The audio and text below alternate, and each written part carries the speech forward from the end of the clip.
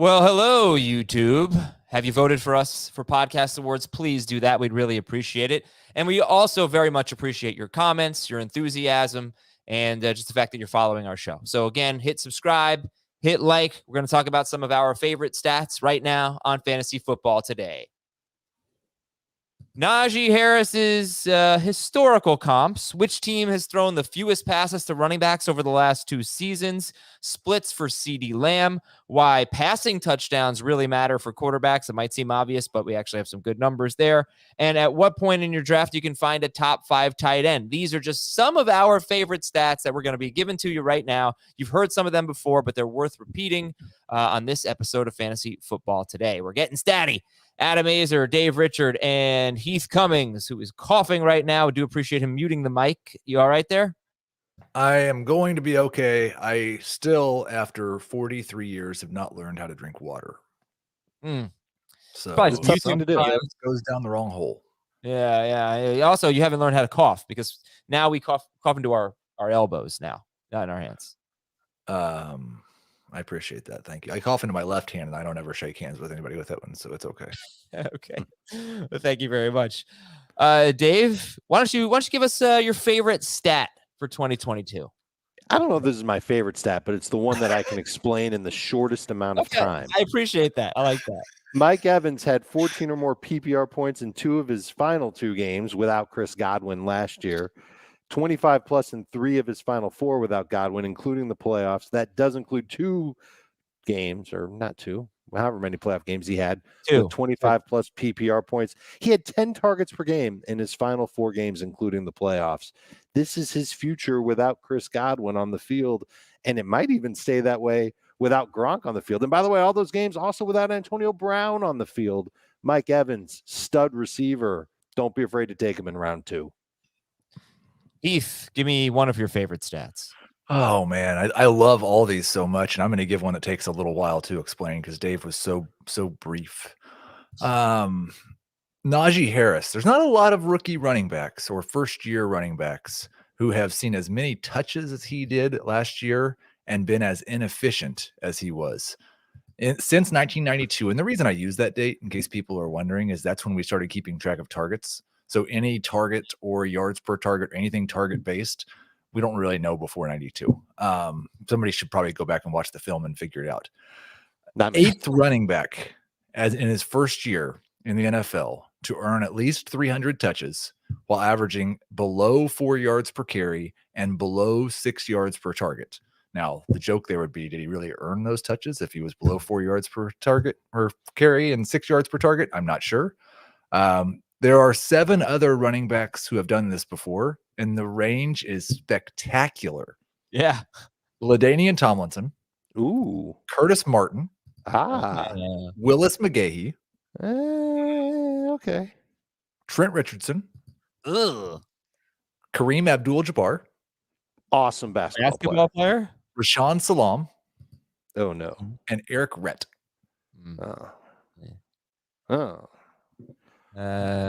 Boy, looking at Willis McGahee's Pro Football Reference page, I thought he was better than this. Look at his yards per carry. The first 5 years of his career: 4, 3.8, 3.8, 4.1, 3.9. Career 4 yards per carry. Yeah, interesting. So that's hopefully he's more Curtis Martin and LaDainian Tomlinson. It'll be interesting to watch next year. I think, like, I am the low guy in Dynasty, I believe, on Najee, because consensus wise, I believe he would be RB2. He's top 3 or 4 for virtually everyone, and I've got him 6th or 7th right now. This is a big year because we need to see him do some things that make him look like a really good running back, as opposed to a volume low efficiency guy, because I don't know if a volume low efficiency guy ever gets the second contract. And you're also the low guy in seasonal or redraft, rather. You have him like 12th-ish. 13th overall. Right. He's more like a top 6, 7. I couldn't rank him 12th because then I wouldn't be able to do the hot take. You shouldn't draft Najee Harris in the first round. So I dropped him down to 13th. Good stuff. Remember last year you were second round Saquon and you were the low guy on him, and everybody was too high on him. So hopefully, Thanks for remembering that. Yeah, second round Saquon. And are you second round Saquon again this year? I am currently second round Saquon. Yes. Okay. All right, listen, we got a lot of other podcasts that you can listen to. We've got combat sports. We've got fantasy baseball, obviously. We have fantasy football today in 5, which is a 5-minute version of this show, which will soon have a new host, by the way. Not this show. Fantasy football today in 5 will soon have a new host and better content. So we're going to work on spicing up that show, but check that one out. We've got 2 soccer podcasts. We've got so many great things. The best way to see it is to go to cbssports.com/podcasts. We also have David Sampson hosting a show called Nothing Personal, which is a big hit. So check that out. He used to be I believe it's the president of the Miami Marlins, Florida Marlins back in the day when they won the World Series. So he's got a lot of great insights in the sports world, and it's a great show. cbssports.com/podcasts. We also want you to vote for us at podcastawards.com. I'm putting a link in the episode description. 2 categories: best sports podcast and best male hosted podcast. That is not a host award. It is a show award. It's just separated into male hosted and female hosted. We are nominated, I guess, right now in 2 of them. And those 2, we need to become a finalist, get to the next round. So please vote for us at podcastawards.com. Please email us at fantasyfootball@cbsi.com.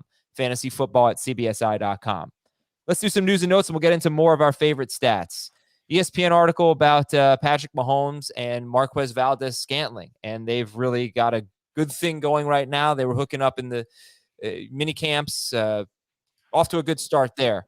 And interesting quote from Andy Reid: Marquez can do a lot of different things. He's got good start-stop abilities. He's a big target. He can run your slant game. He can run your deep throws. He can run the intermediate routes. He's got a good feel in space, so he gives us some flexibility in there. This is a guy who has had a very high ADOT in his career. He has been a deep threat. He said, we had roles in Green Bay, and it worked. But that quote from Andy Reid suggesting that there's more to Marquez Valdes-Scantling than what we've seen in his 4 seasons as a Packer. So, Dave, what does that all mean to you? Oh, I think it means that he's showing off in OTAs, and he's got to be able to bring it in training camp and then again when the season starts. And we've seen Valdes-Scantling come through on those big plays from Aaron Rodgers in the past. We've seen him drop balls in the past, and we really haven't seen him. I shouldn't say this without actually backing it up with stats, but I don't know how many plays I remember him having inside of 10 yards. So that role, it seemed like he had a defined role in Green Bay. Maybe he's proving that he can do some of the, typical receiver work to just help move the chains and not necessarily be a deep ball threat. And I look at him as a predominant outside receiver. And you think about the other receivers that Kansas City has. Juju played a lot in the slot. We've talked about that for years. Sky Moore figures to be a slot receiver first before he's an outside receiver. What's the competition for that outside role in Kansas City? It's Mecole Hardman, and I almost wonder if that's the biggest competition that MVS is going to have. I've got him ranked out of Sky Moore. I think he's worth a round 10 pick. I think MVS is worth taking a chance on. And this stuff that you just said doesn't sway me one bit. It makes me feel good about it.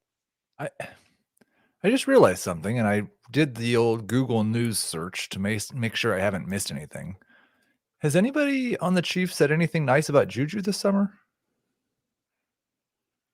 We have. I have not seen it. Well, I think that like what they say. You're using the matters. term "we" loosely. Yeah. I'd like to see something nice about Juju. Yeah, soon. not a lot of Juju buzz. I agree. A lot of Juju None buzz. that I can find, actually. Some Juju talking about how fun it is to catch passes from Patrick Mahomes, but didn't see anything about anybody saying nice about Juju. Hey, So do we have I any didn't favorite check TikTok stats? though. Their ADP is almost double, right? So Juju's at 66 and Marquez Valdes-Scantling is at 133. So You can get him after round 10. yeah, so that's into round 12. Who would you rather have at their values? Round 6 for Juju, round 12 for MVS. I will say MVS to MVS. Yeah, I would still go Juju. And I think it's worth noting there's a reason for that. We do believe that targets are earned, and Marquez Valdes-Scantling's never earned a playable number of targets. No, he's never had 40 catches. He's never had a 700-yard season. He has 13 career touchdowns in 4 seasons. Quick fun fact for you. Over the past 4 seasons, that's the MVS era officially in Green Bay. Over the past 4 seasons and the Mahomes era in Kansas City, the Chiefs have thrown for 2,287 more yards than the Packers. That is 572 more yards per season. And over the course of 65 games, because one season was 17 games, 35 more yards per game. So that, based on MVS's general target share, that should be about 3.5 more yards per game for him. All right, let's go to our next news item here. Ian Rappaport says that the Seahawks have never really been that interested in Baker Mayfield, but our Josina Anderson said that is inaccurate. We'll see how that one plays out. Mark Cabali of The Athletic does not think that the Steelers will offer Diontae Johnson anything close to what Terry McLaurin just got, which was 3 years, $71 million with a $28 million signing bonus. I did think this was pretty interesting, Dave, that I don't know that I can say this means they don't see Diontae Johnson as Terry McLaurin. Maybe it's salary cap situation. I don't know. But, the thought was Diontae Johnson will play this year out and then be able to find more money somewhere else. This is a team that does a good job of recognizing wide receiver talent and rewarding it. I remember back when Mike Wallace and Antonio Brown were both on the Steelers. Wallace was the more popular Steeler in fantasy at the time, and he got into a contract squabble with the Steelers, and they said, you know what? We're just going to pay Antonio Brown. And they looked like geniuses for doing it. Antonio Brown broke out. Mike Wallace left the team, and Wallace went on to be okay, but he wasn't great. Juju, two off seasons ago, was a free agent.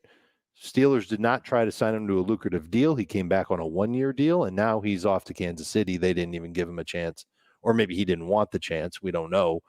Re-signing with Pittsburgh for a long time. So Deontay's got to play his cards right here, and the fact that the Steelers aren't bending over backwards to pay him tells me that they like him. They don't necessarily love him. If you want to talk about some long-term upside, like the prospect of George Pickens being the wide receiver 1 in Pittsburgh next year.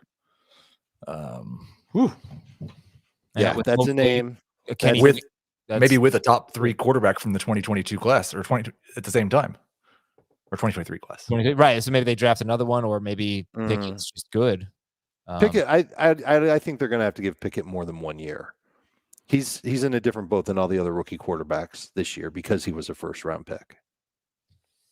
Yeah, unless you make the same decision the Cardinals made, right? And right, you're right. If he totally stinks, then yes, Pittsburgh's back in the quarterback market. But I think he'll be solid. And final note I have here is from The Athletic. Baltimore wide receiver James Prochet was a mini camp standout, according to The Athletic. And Prochet, 80% catch rate last year, Heath. 5 targets? 20 targets. All right. About 16 out of 20. Average 12.6 yards per catch. I mean, these are great numbers. 10.1 yards per target. These are great numbers here. It sounds like they want to get a slot receiver going. And Prochet and Devin Duvernay are kind of competing for that job. I would expect Devin Duvernay to win that, but Prochet did have some really incredible seasons at SMU. Mm-hmm. And somebody asked, where am I getting this ADP from? So I keep bouncing around. I'm now using the last 2 weeks of drafts on NFC. I'm also using Fantasy Pros. I don't know when the data from Fantasy Pros starts, but I'll try to use both as much as possible. Over the last 2 weeks, you've got 42 drafts basically since June 22nd. So 42 drafts on NFC. I'll use both. I'll try to tell you what I'm using here, but try to give you some different ADP. I'll tell you what what his average draft position is on Fantasy Pros. 148th. So it's 133rd on NFC over the last couple of weeks since June 22nd anyway, and it's 148th. He does not get drafted very often in our drafts. Yeah, I think that might have to change. I don't draft him. I should. I'm going to put him in my queue. Every time I see Kadarius Toney get drafted, I go, oh, man, I should have put him in my queue. And now MVS is going to be in that group, and there was one other player. Toney's got to be ahead of MVS, though. You tell me. Yeah. Right? I mean, Like the Tony at offense least is has just- some pedigree. the difference in offense is just so extreme. That's true. I guess MVS, yeah. Which No, one I'm is not most saying- likely? What about Which you, one Dave? is most likely to become a weekly wide receiver 3 or a flex? In PPR, I would lean Tony. Yeah. Just Okay. because I think the volume can be there. I think he can be utilized properly. And look, he had that oversaturation of targets for like a 2 or 3 week period last year. Proved he could do it. Small sample size. Dable should be able to find a role for him that's not the traditional, X receiver or something like that in the offense. I don't think he's going to do that. Just get him out in space. Let him make plays after the catch. He makes a guy miss every time he touches the ball. Is it weird that Kenny Galladay's fantasy career is just apparently over? I mean, what a fall from grace, the way he's being treated right now. Well, I mean, he kind of chose that. He got the bag and went Yep. to play with Daniel Jones. It's like Yeah, Bradley what do you Beal. expect? Everybody's like, free Bradley Beal. And then he accepts a $400 million deal to stay on the Washington Wizards. Well, but why Tony over Galladay? Tony's never done anything like what Galladay's done. Galladay's never done anything like what Tony did. That's not true. He's had a game as good as Tony's best game? I don't His know first if that's NFL a game was 2 touchdowns. But I wouldn't say that he's never done anything like what Kadarius Tony's done. I mean, he was really good with David Blau as his quarterback. Tony had like 200 yards in a game or something, didn't he? 189, I think. I'll look up Kenny Galladay's career high. All right, we're gonna take a quick break here. When we come back, I'll tell you Kenny Galladay's career high in yardage. Is it higher than 189? And he's old. He's not that old. Is he 28? Yeah, he'll be 29 in November. All right, we'll be right back with more awesome stats on fantasy football today. We are back. All right, want to guess anybody closest? You can go over. Closest to Kenny Galladay's career high wins a prize. Do you want to go first, Dave? Sure, I'll go first. 131. 158. You're cheating. Yeah, I did. 158 yards is Kenny Galladay's career high. Nice. So All right.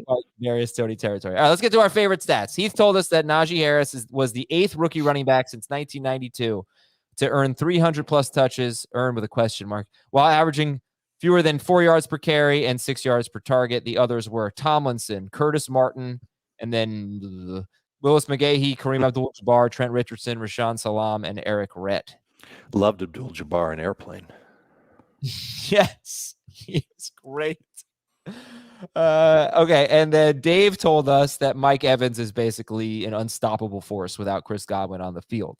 So, Dave, I'll let you go next. What's your favorite, another one of your favorite stats you'd like to share with the group? Let me give you some numbers on Cam Akers, ladies and gentlemen. His rush EPA, negative 0.28. That was 125th among all running backs. He had 7 runs of 12 plus yards, over 145 carries. That's a 4.8 explosive rate. That's bad. He had an 18.6% avoided tackle rate. That was 84th among running backs. He had 27 carries for 0 yards or worse. That's almost 20% of all of his carries. And he had 1 fumble lost, 6 goal-to-go carries from inside the 4, and 1 touchdown. 1 touchdown. Wait a minute. Cam Akers didn't score a touchdown last year. That's right. He didn't. Those were his numbers from 2020 before he tore his Achilles. And then in 2021, all the numbers I said, as ugly as they were, these are efficiency metrics. They were worse when he came back from the Achilles. Big, Hold on. crazy red flag on Cam Akers going into next year. You're telling me all these stats you gave From were 2020. Okay, because I was about to say, all right, well, yeah, but he tore his Achilles. You really That's right. set it up there. That was very impressive. He was worse than Darrell Henderson his rookie year. Yeah. You're using yards per carry, right? He just used a variety of statistics. I mean, he was 125th in rush EPA. I'm pretty sure Darrell Henderson was better than 125th in rush EPA. There aren't that many more than 125 running backs. He had one, so he didn't play all that much as a rookie. And Cam Akers had one game, week 17 of his rookie season, where he should not have been playing. He hurt his ankle, I believe, the week before, and he was absolutely dreadful. And it was a decent amount of carries too. It was 21 carries for 34 yards. And I wonder, before that, the overall numbers were 4.8 yards per carry, 124 carries for 591 yards and 2 touchdowns, 10 yards per catch on only 7 catches. But that, I don't know, Dave. I mean, I wonder how much that one game. Well, how much does the carries one game where he find ran out. for 84 yards on 9 carries matter? It Because matters. he averaged 9.3 yards per carry in a week 12 loss to the 49ers. He had 9 carries for 84 yards. The week before that, 5 for 15. The week after that, 21 for Bucks. 72. Okay, Yeah. if we throw out that game, week 17, so Mhm. weeks 1 through 16, Yeah. his rush EPA improves to negative 0.2, which From still what? ranks 100 from negative 0.24. What was Darrell Henderson's? Can you see that year? I can see it from his EPA was 0.02 through week 16. So he was We do not positive. include- No, negative. I'm sorry. Negative Negative 0.02. 0.02. But better not than near Cam as Akers, negative just as like Cam everybody Akers. was. Right. Yeah. It's pretty interesting stuff here, because this was if you just want to use yards per carry, his college yards per carry were very, very low, and everyone just said, well, it's his offensive line. But I guess the point is, Dave, that Cam Akers has never shown us that he is a special running back. Is that fair? That's what I think. If you took out all of Cam Akers' terribly inefficient games, you'd have like 5 games left. He had that huge game against the Patriots. I think that sticks out to everyone. Yeah. National TV. Sure. Huge game. What I remember about Cam Akers coming out is that he was I called him the cutback king, because he was really good at just cutting and making guys miss. But it feels like it felt like that was the only tool in his toolbox. And now, if the Achilles is still an issue, that's going to impact his mobility, his elusiveness, his agility, etc. I'm telling you guys, until I see and read reports that Cam Akers looks like better than he was his rookie year, I'm not drafting him. And I'm going to tell everybody not to draft him. I might lower him because I had an anti-Cam Akers stat as well. So we just go to that one next, Adam? Yeah, do that. Do that. You don't even need Adam's permission. Just go. The Rams last year threw 12.6% of their passes to running backs. That ranked 32nd in the NFL out of 32 teams. They threw 12.7% of their passes to running backs the year before, which ranked 30th. For reference, league median's been right around 19.9, 20% for just a normal team. Some teams might throw as many of a third of their passes to running backs. Just barely more than 10% of their passes not have gone to their lead running back. I wouldn't even say that's what's been available to Cam Akers, because no running back gets all of his team's running back targets. We're talking about a ceiling, unless that changes, of like 60 targets. And that's probably not realistic. Here's my last Ram stat then, just to add on, and it's just Darrell Henderson. He got hurt after 10 games. So in his 11th game of the season, he got hurt. In his first 10 games, he was the number 14 running back per game.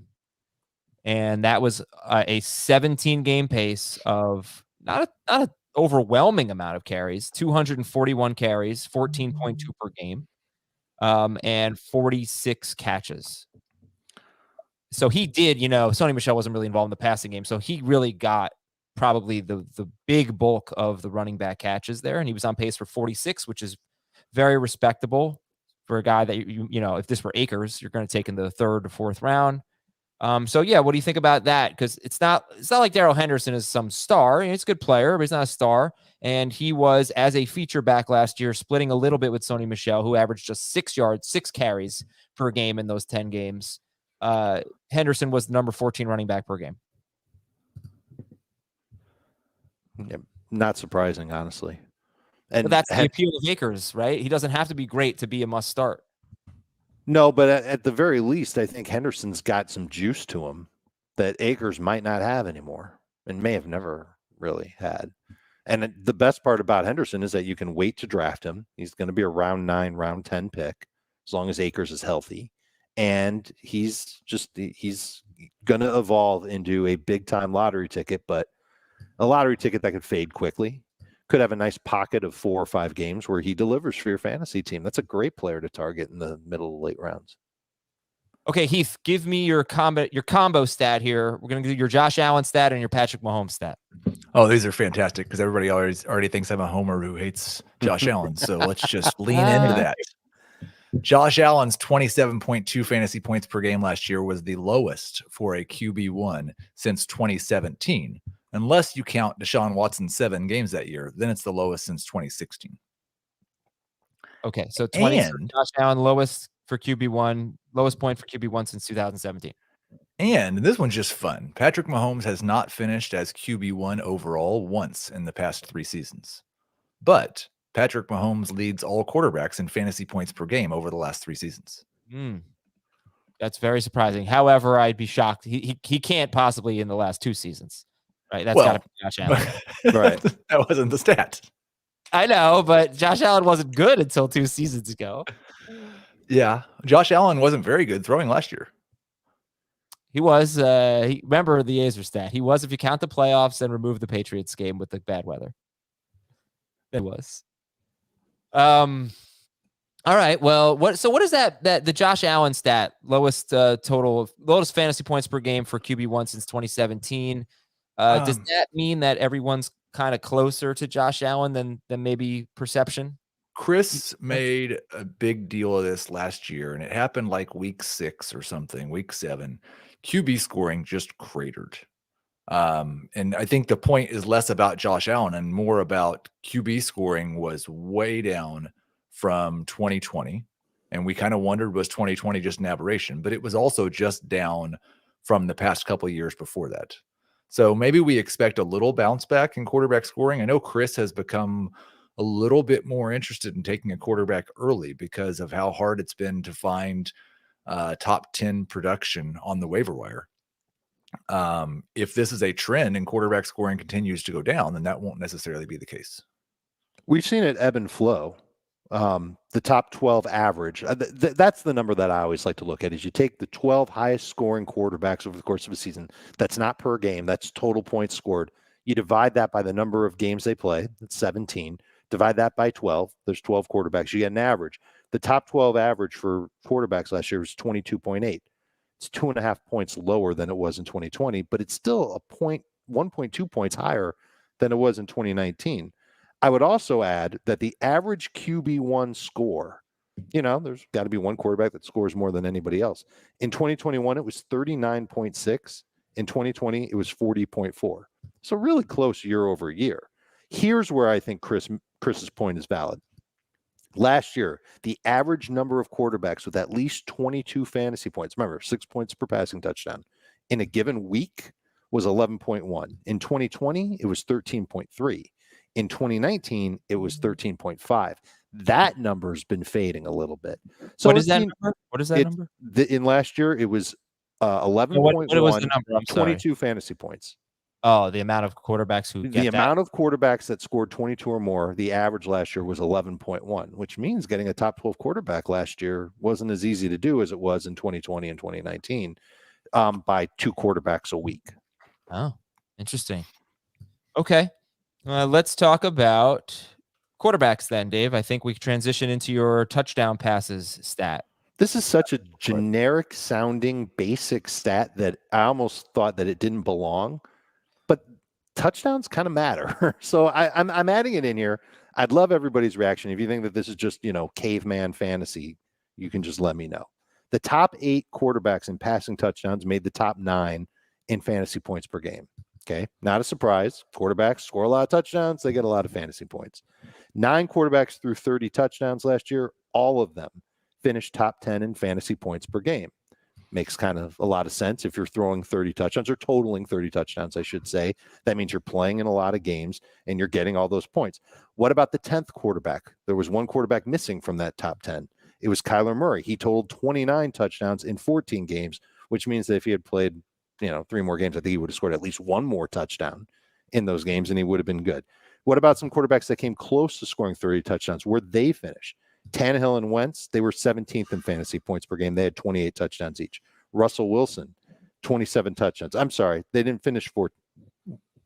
They didn't finish. I'm sorry. Start back. Go ahead. Run it back.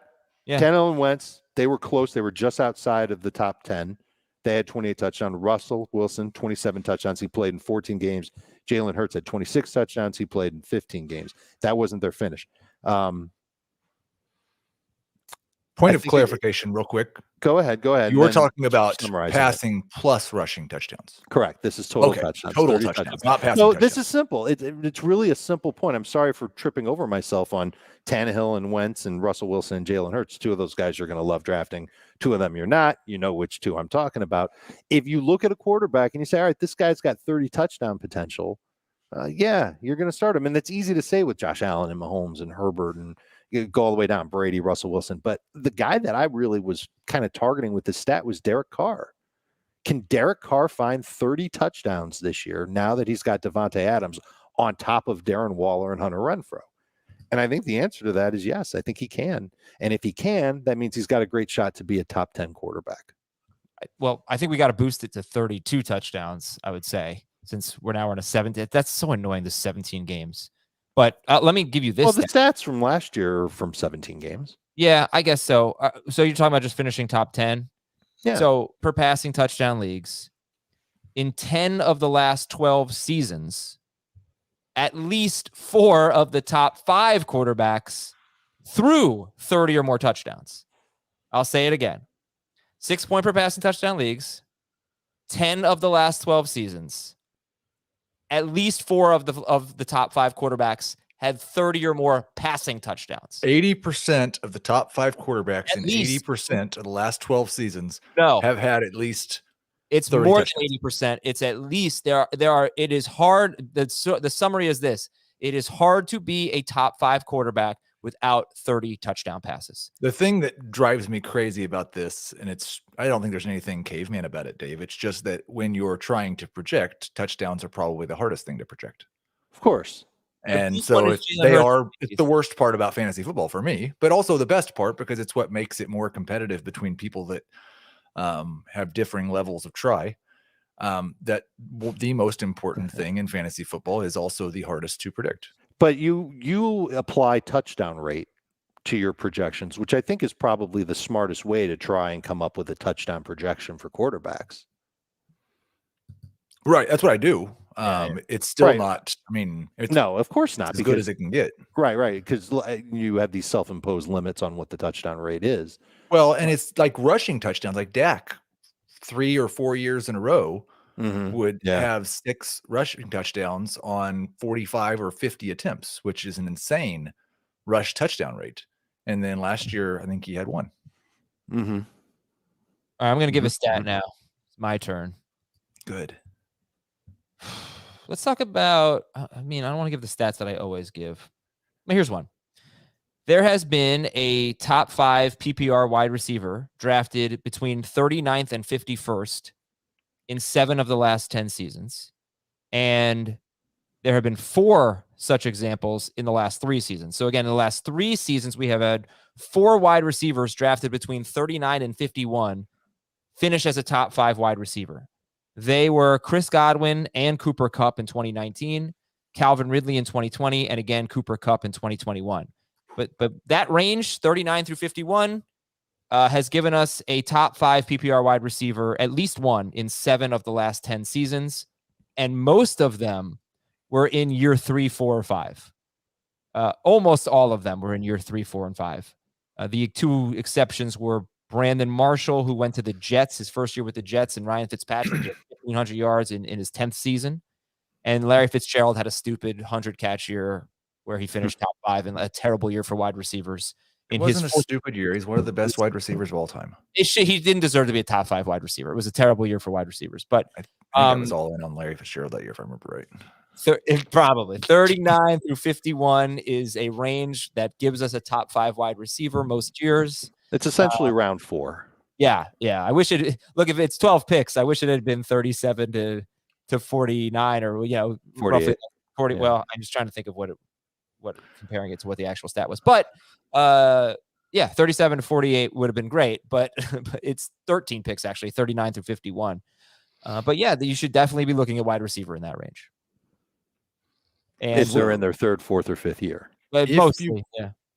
If I'm trying to do the math on this, because I think it's like the way you present it is good for a segment of the audience and their brains. And then it would be accurate to say, since you said there's generally 4 wide receivers drafted between those picks, right?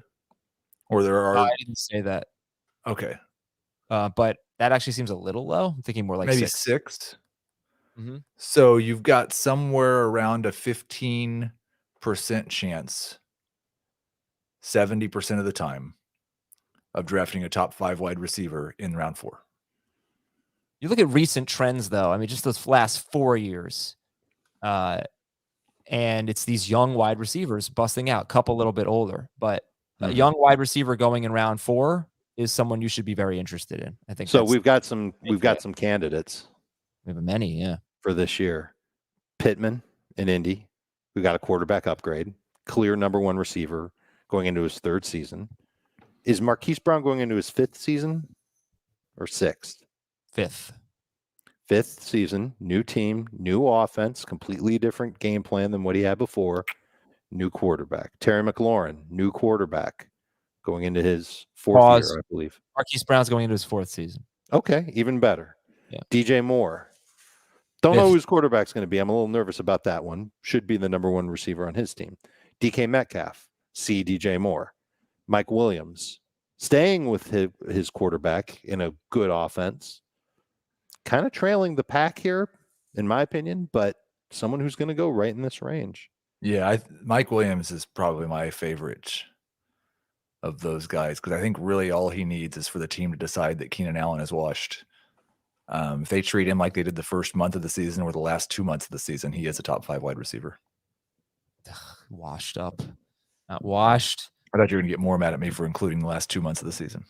I just think the analysis is just too Heath statty. I don't think I have a Heath. I have this. Well, that's just the Heath side. On Travis Kelce, he's way too high. I don't have a Heath stat quote there, but I do have the Heath side. I'm going to give one more. It's about DJ Moore then. We'll just transition to this. So if you said to an average fantasy player, hey, what do you think about DJ Moore? What do you think they'd say? He never scores touchdowns. Doesn't finish as a top 12 receiver in fantasy. Okay, that's not what I was hoping you were going to say. I was hoping you were going to say great receiver, always on a bad offense. Is that kind of a fair assessment of what I think the general public feels about, what you think the general public feels about DJ Moore? Sure. Okay. Could go that way. I guess I didn't realize just how much worse Carolina's offense was last year than what it had been the previous 2 years. They have been 31st, 28th, and 31st in touchdown passes over the last 3 seasons. So they haven't thrown more than 17 touchdown passes 3 straight seasons. That's just unbelievable. But in terms of passing yards, they have finished 20th, 18th, and 29th in passing yards. When they finished 20th and 18th in passing yards, DJ Moore was top 11 in yards per game among qualified players. Last year, he was 17th because Sam Darnold was so much, and the rest of the 5 games that Darnold missed, the PJ Walkers, Cam Newtons, they were so much worse than what DJ Moore had in the previous 2 seasons. So he had a pretty bad year, I think. I mean, he was wide receiver 26 per game, pretty disappointing year.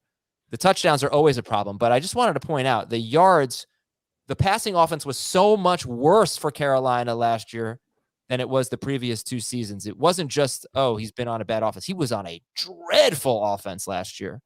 So I don't know what that all means to you. There's so many more DJ Moore stats I could give, but last year was his worst environment by far. There was 14 last year? So 14 touchdown passes. So like we talk about target share a lot. And sometimes in college players, we might talk about like receiving yardage share. Last year, DJ Moore had a 28% touchdown share. The year before, he had a 25% touchdown share. Yeah. You give a guy a 28 or a 25% touchdown share on an offense that throws 30 touchdown passes, and he's a top 5 wide receiver. Yeah, and I've been saying that. I mean, I've been saying that for a few years. Maybe I started probably last year, but he's had a 25.5% touchdown percentage of his total touchdowns over the last 3 seasons. I did say last year that if he doesn't score more than 4 touchdowns this year, I'm not going to call him a regression candidate ever again, because clearly there's no regression. This is just who he is. But it does make me feel different about him than someone like Keenan Allen, who was playing on a team that was throwing 30 touchdown passes and could never score more than 6, or T.Y. Hilton most years. Yeah, totally. Let me make you even feel better about it. Ready? There's a stat on Pro Football Reference. You can sort their red zone stats, and I say green zone for inside the 10-yard line. You can sort their green zone stats by the percentage of targets that a player got on his own team. There were only 4 players who had a higher percentage of his team's green zone targets than DJ Moore.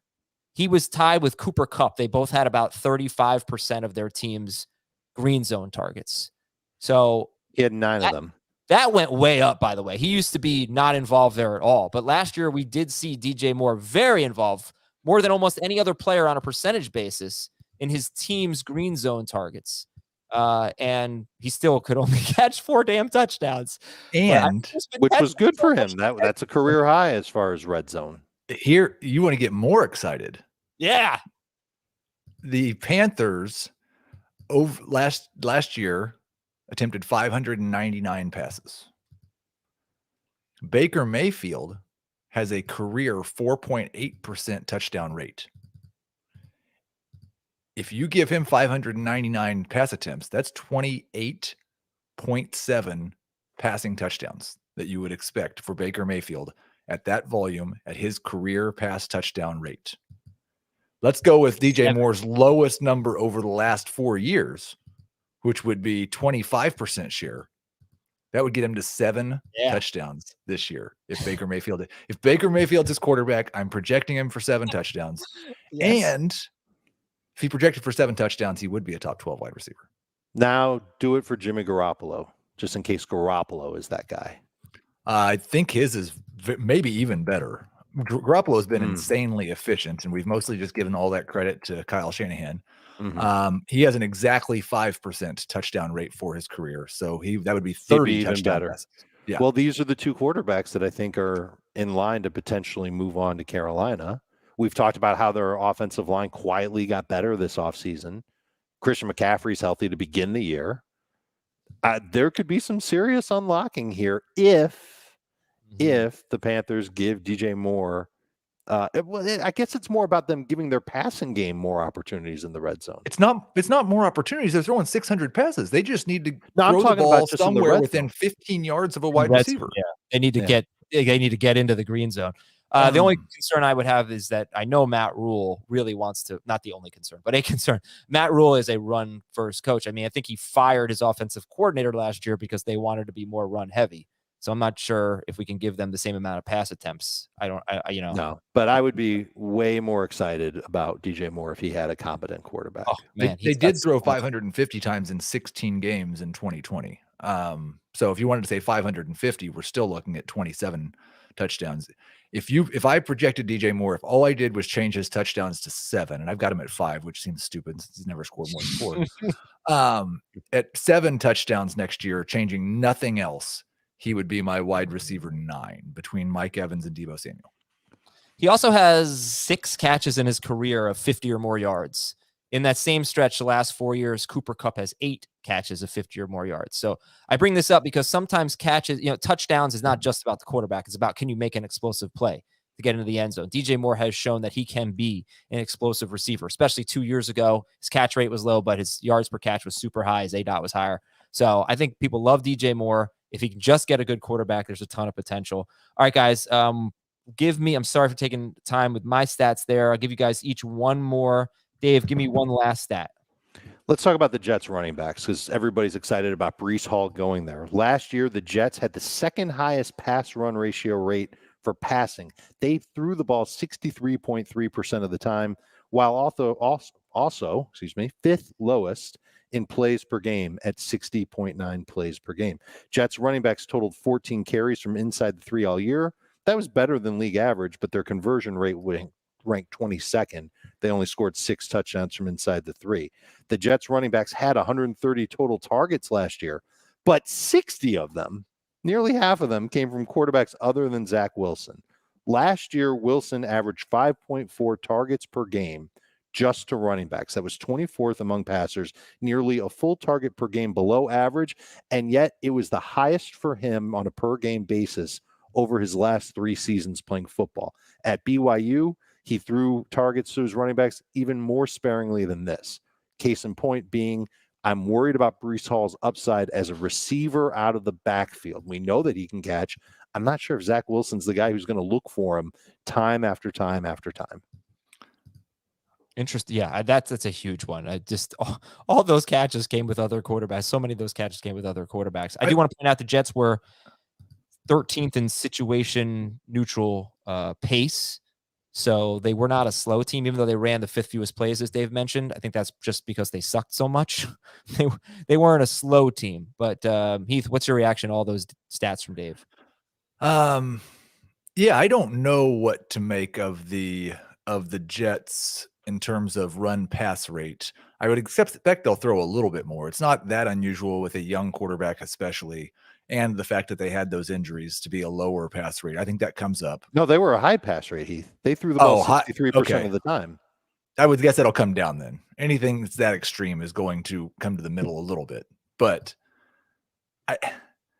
Wilson's, from what I remember, and this could be wrong, didn't his running back target rate go up a little bit when he came back from the injury? I don't know. I don't remember it. Not in a significant way. Right. It's not like they said, wow, Michael Carter was an amazing receiver last year. Let's bake that into the game plan. And Zach Wilson's like, yeah, I'll do it. It didn't happen like when you say with Mike White and Joe Flacco. When you say not in a significant way, he was 1 target below average last year per game. So if it went up half a target per game, that would be significant, right?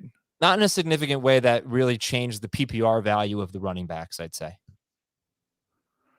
I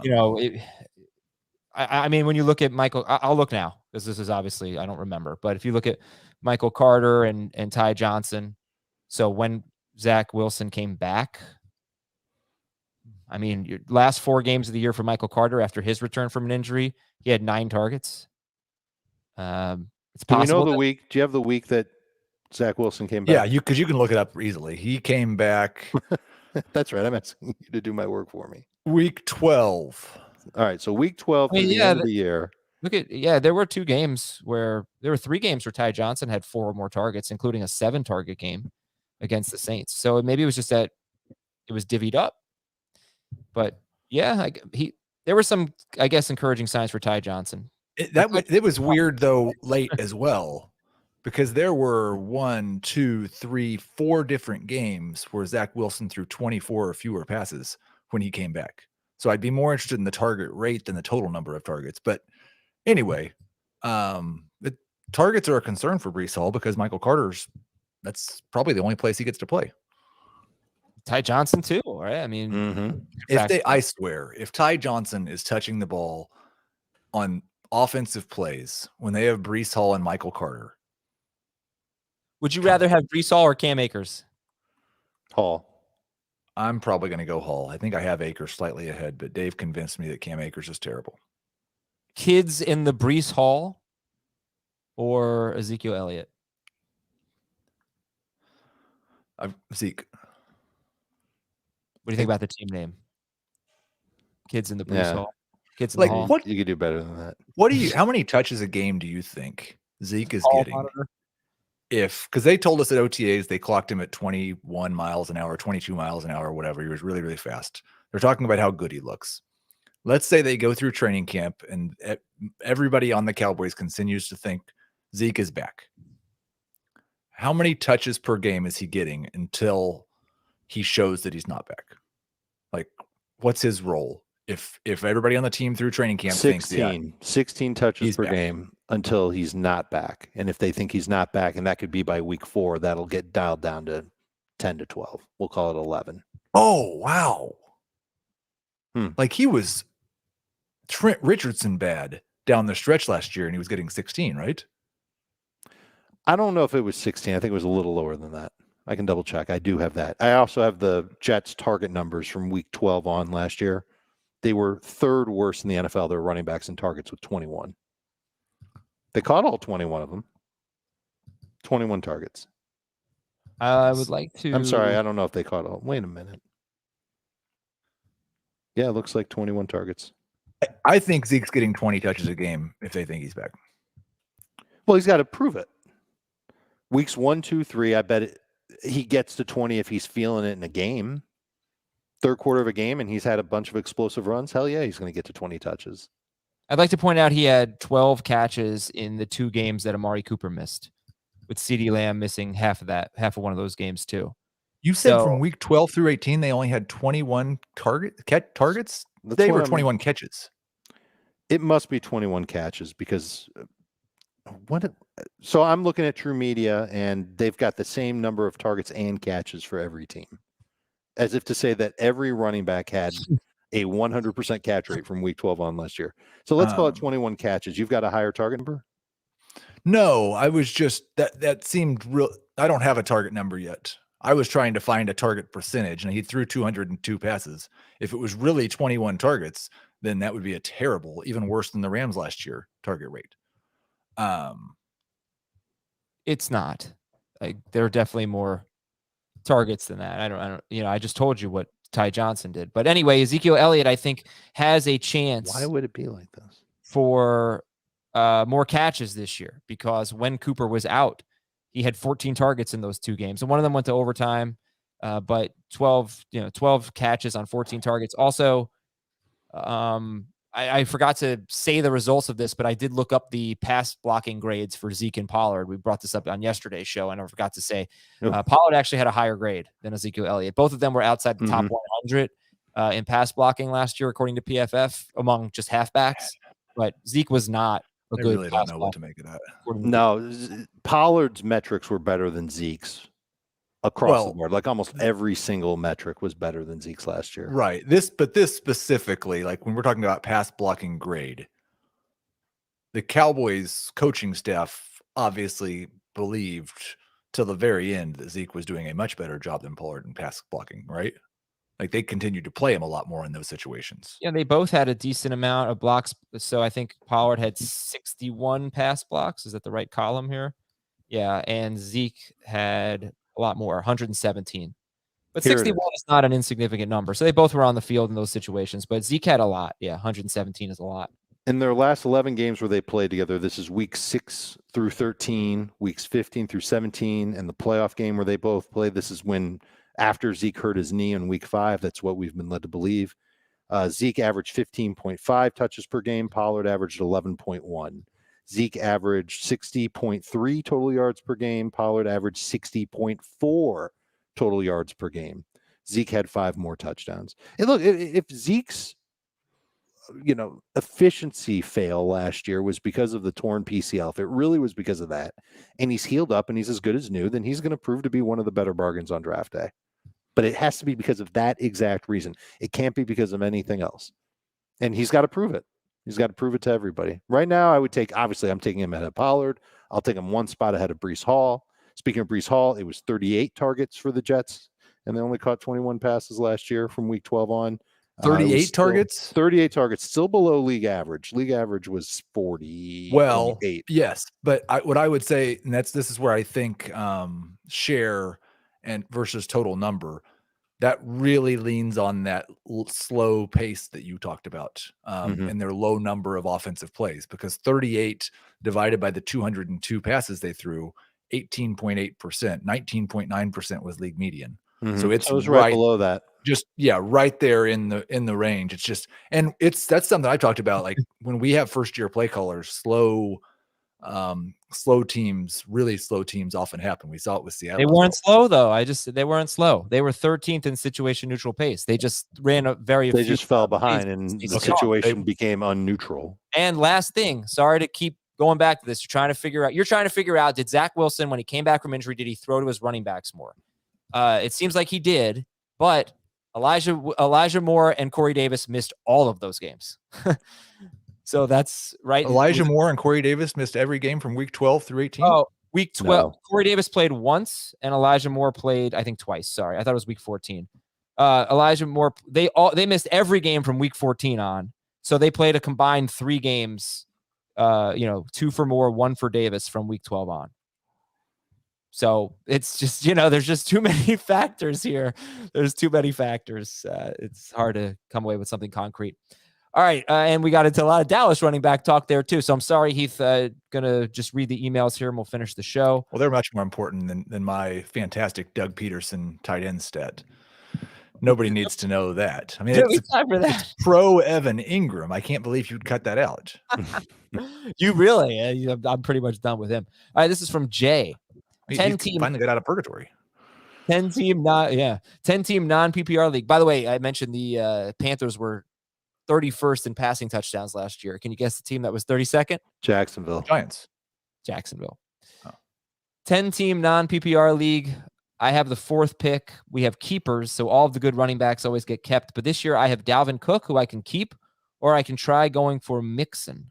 I'm torn because I like Mixon, but I just don't know what to think about Dalvin Cook. So would you keep Dalvin, or basically throw him back, have the 4th pick, and hope to get Mixon? It's a 2 running back, 2 wide receiver league. It is non-PPR. Doug Peterson's Eagles targeted tight ends at a 34% rate his last 3 years in Philadelphia. No team last year was over 30%. And remember, Doug Peterson, before those 3 years, was the reason we all thought we should draft Trey Burton. And we were wrong. Right.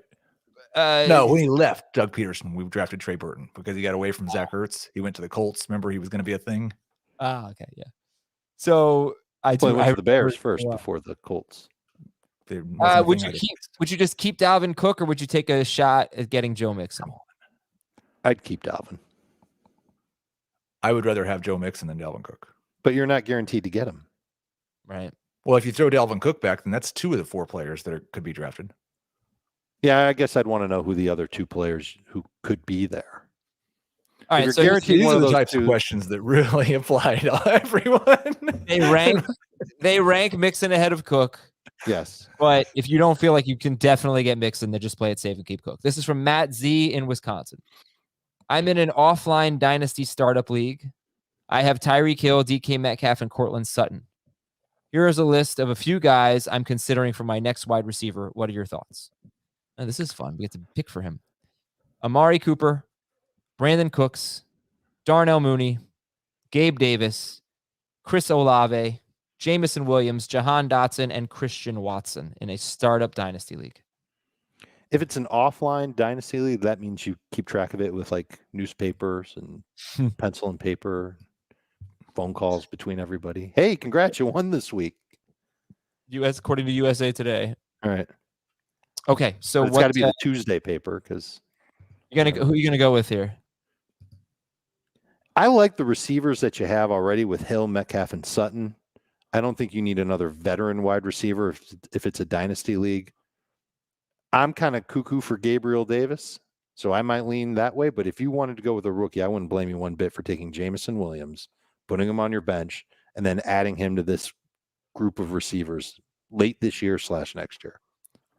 Mooney is my highest ranked in dynasty, so I'll take Mooney. This is from Ryan, longtime listener of FFT from all the way from England. This year, we're doing a twist to our salary cap 3-team league. 3 teams. 6 quarterbacks. This is how many you have to start. 6 quarterbacks, 8 running backs, 10 wide receivers, and you have to start 7 tight ends, and you have 30 players on the bench. Any tips for such a weird, low-team, deep league? I would make it best ball. That sounds like the perfect league for best ball. Mm-hmm. Well, either way, I mean, how do you You've got to go after the superstars at each position. Probably prioritize tight ends. You got to start 7 tight ends. But here's the thing, right? So keep in mind, there are only 24 starting running backs, right? 8 per team. There are only 30 starting wide receivers. That's not that deep into the pool, but there are 18 starting quarterbacks and 21 starting tight ends. That's much deeper into those pools. So, how do you adjust? Seems like tight end really needs to be a priority. Yes. Yeah. Yeah. Okay. Yes. Tight ends. But also Kelsey, keep in mind Andrews. with tight end that once you get to a certain point of the rankings, they're kind of all the same. They're all the same. That's when you pivot back to every other position. I don't know what you're laughing at. And you know what? I'm not even going to give you the satisfaction of telling us what you're laughing at. He'll tell you when you hit stop on the recording. Okay, I'll accept that. Juju Smith-Schuster had 648 yards after catch in 2018. He has 706 in the 3 years since. How does that help the people who are in 3-team salary cap leagues? This is from, I don't have a name, Dave. Where's he from? Telling listeners where they're at. Bill from Delaware. That's just Dave Richards stats. Where's he from? It's Stan from Effingham, Illinois. Dear Terry, Kevin, Scott, and Randy. NWO, Dave. Okay. I get very upset when you don't know wrestling stuff. Sure. Terry. We just Nice decided one, brother. our draft order in our 12-team Superflex league. I have the 11th pick, Superflex. All my mocks are showing that Najee Harris, Derrick Henry, Dalvin Cook, Jefferson, Chase, and Kelsey are there. So are Dak Prescott, Russell Wilson, and Jalen Hurts. Out of these players, who would you pick? The quarterbacks would be Prescott, Wilson, and Hurts. The running backs are Najee, Derrick Henry, Dalvin Cook. And then you have Jefferson, Chase, and Kelsey. Pick 2 players out of those of that group in a Superflex league. In PPR, I would go Jefferson and Hurts. In non-PPR, I would go Henry and Hurts. I think Hurts is among the best one. I still like Wilson. I'd take one of those quarterbacks and target Jefferson / Henry, if it's PPR or non-PPR.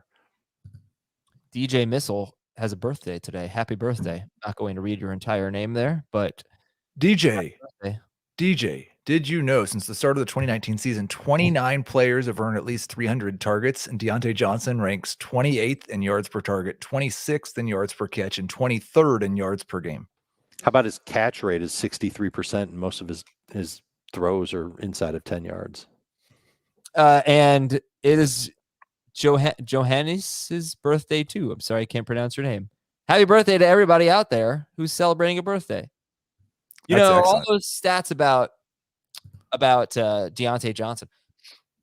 I think, who were we talking about yesterday? Gosh. And today it was DJ Moore. When you look at DJ Moore's catch rate last year was 57%. It was 56% the year before. The year before, though, he had a very high ADOT. Last year, it was much lower. That just tells me that quarterback play really matters in this. I think all these bad stats about Diontae Johnson might have a lot to do with quarterback play. The catch rate one's a hard sell because Ben the last 2 years has completed 65% of his passes. I don't know, man. I just feel like Diontae Johnson is much better than that. What was I reading that he's one of the best at separating? Somebody was saying there's definitely, I think PFF or somebody else really every year has Diontae ranked really high in certain things, and it's possible at some point his statistics will start to bear it out. But I like, where do we think he ranks? Like, would you say he's as talented or as good as a wide receiver as DJ Moore or Terry McLaurin? I have no idea. No, I'd say he's a little behind them, but not too far behind them. That's kind of how I was leaning DK as well. Metcalf? No, I think DK is extraordinarily talented, but I've always been very high on him. Yeah, I think DK is more athlete than nuanced receiver. Like, he's not as good a wide receiver as Amari Cooper for sure. He might DK be at this point, or but Diontae. not in his prime. No, I would agree. I would agree with you. He might. I mean, Cooper's old or oldish. But no, yeah, but those are all really good wide receivers. Right. DJ, well, we're down around 20 now. He's better than his stats. Is he as good as Adam Thielen? Adam Thielen now? I don't know how to answer that, honestly. He's better than Adam Thielen now. Is he as good as Darnell Mooney? I would think he's better. I think he's probably better. But we'll see. Like Mooney is Marquise Brown. Lot of Mooney is right place, right time. I think he's better than Marquise Brown personally, but I don't know. Is he better than Mike Williams? I would say yes. I would think yes, but Dave and I don't really love Mike Williams that You much. guys hate Mike Williams so much. Part of receiving so is actually catching the football. It's really hard to answer this. Allen Robinson. I would think I think Johnson's better than Robinson right now. I've never thought that Allen Robinson, since he tore his ACL, basically has been a special player. He is a possession receiver, makes basically nothing after the catch. He's, he just catches a lot of targets. He's good, but he's not special. His route running's good. He can make plays after the catch, but so can Diontae. Oh, not really, though. Diontae's faster. No, he can, like on a slant route or a dig route, something like that.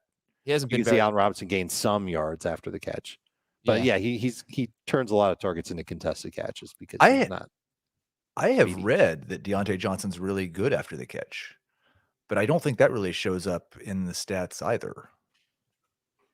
That could show up in the stats if he was playing with a really good quarterback. Do you know It's true. His first 3 years in the league, you think that he might break more tackles if he was playing with? See, I don't think Ben's problem was inaccuracy within 5 yards. It was just that he couldn't do anything besides throw it 5 yards. But they're so easy to defend, though. I mean, he's playing on an offense that is so easy to defend. Right? They have basically no vertical threat. They have a completely immobile quarterback, right? So your linebackers do not have to honor Ben Roethlisberger at all. And that can't be good for somebody who's making a lot of plays in the short and intermediate areas, right? It's not like, there's a quarterback spy that frees up some space for the wide receiver. I don't really know if I even know what I'm talking about, but no, you're right. I don't know how this compares to any other wide receiver, but it's fun, especially when you're talking about bad Diontae Johnson stats. Diontae Johnson has more drops than broken tackles in the NFL. Ooh. So broken tackles, you look at Devontae Adams' broken tackles, at least on Pro Football Reference, it's very low. Broken tackles are, to me, the most subjective stat. What really counts as a broken tackle? What's I don't drop? know. Well, a drop. Remember, he had that. But when you get a ton of targets, drops are going to happen. He got benched a couple years ago because he was dropping it. Did he have a lot of drops last year? I don't know. Did he have a lot of drops? No, we weren't talking about it last year, so my guess is that he didn't have a lot of drops. Right. That for him, that's really good. That's not so bad on his targets. He does have more broken tackles than Devontae Adams, and a lot more. Right. So that's again, these are stats that shouldn't necessarily make a difference for perimeter receivers, and the drops certainly for receivers that get 100+ targets over the course of a year. We have learned nothing in the last 8 minutes, but it was fun. Let me tell you one thing. If the one thing that Pickett and Trubisky can do, that I already know they can do, that Roethlisberger, late era Roethlisberger couldn't do, is move. Those guys aren't necessarily threats to run, but they can escape a pocket. They can move outside the pocket. They can call more bootlegs out of the pocket. That could buy an extra second of time, and Diontae Johnson can get a step on a defensive back. Yeah, it could work out if those guys can accurately throw to the exact right place where they need to connect with Diontae Johnson. As a lifelong fan of Mitch Trubisky, let me tell you, he cannot. Right. But I also don't think Pickett showed that he was a little hot and cold in that area too. He was okay. He was okay throwing on the run. That both Trubisky and Pickett, while you're right, they will move and break outside of the pocket, that they won't see Diontae because their eyes are going to be looking at where they're running. Well, Diontae could be to that side of the field. They're right-handed quarterbacks. Diontae lines up to the right plenty. So I don't know if that's necessarily true, but they could be looking. They could be looking shorter. There's been a lot of the last 10 minutes that we're not sure is necessarily true. Well, that's the problem with Diontae is that there's a lot of uncertainty around him, and there's a lot to not like, even though he, doused himself in the cologne of targets the last 2 years. Every year there's a new answer for who's the best wide receiver in football. So nobody really knows, right? I mean, it's been Michael Thomas, it's been Devontae Adams, Cooper Kupp, it could be Justin Jefferson, Jamar, whoever. No, it's just so hard to evaluate these guys. We'll see. And two of the best wide receivers in football have new quarterbacks this year, so we'll see what kind of impact that has. I will say that Terry McLaurin has more broken tackles than drops in his career. Well, that's good. DJ Moore has one more broken tackle than drop, so those are definitely better. That's our new measurement. I'm going to have a complete drop. My favorite stats next year are going to be the top 30 wide receivers in broken tackles divided by drops. Jamar Chase is definitely the best wide receiver in football. If he wasn't last year, he will absolutely be this year and probably for the next 5 years. It is settled. Really good. Yes. He's He's gonna got a do great what quarterback to go nobody with else it. Jamar Chase did have more drops than broken tackles last year. I And he stand went by through it. a Jamar Chase high is school spell. borderline top 15 wide receiver based on that metric. All right, thanks everybody. We'll talk to you tomorrow on Fantasy Football Today.